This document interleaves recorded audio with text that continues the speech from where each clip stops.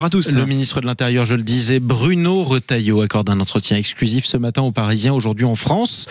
Il évoque les rapports toujours plus tendus entre la France et l'Algérie. Ma ligne, qui est celle du rapport de force avec l'Algérie, est désormais celle du gouvernement. Si l'Algérie ne reprend pas ses ressortissants dangereux, nous engagerons une riposte graduée. Alors si l'Algérie persiste, que va faire le ministre de l'Intérieur?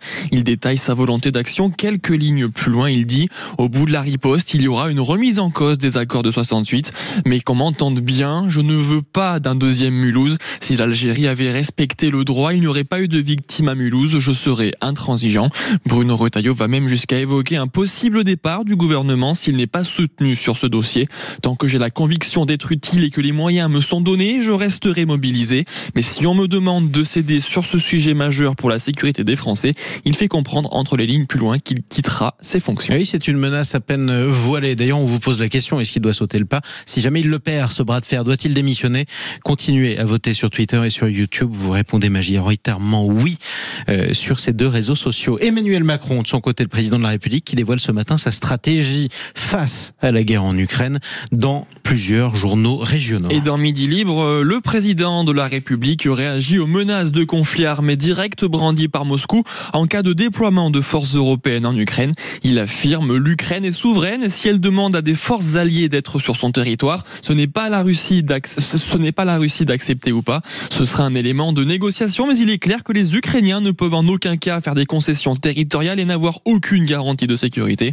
Pour ça, Emmanuel Macron évoque la possibilité d'un déploiement européen via une coalition. Il dit l'objectif est de déployer quelques milliers d'hommes par nation. Ainsi, on consolide leur défense, on peut faire des programmes d'entraînement et on signe la présence stratégique sur le sol ukrainien. Et ça, c'est une garantie de sécurité.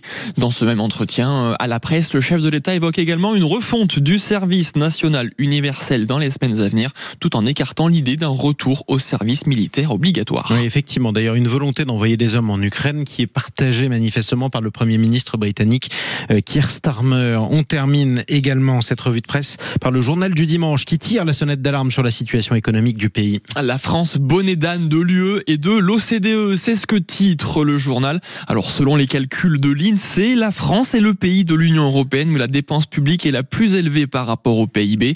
En 6 ans, la dette publique a explosé de 37%, une progression bien supérieure à celle observée chez nos voisins.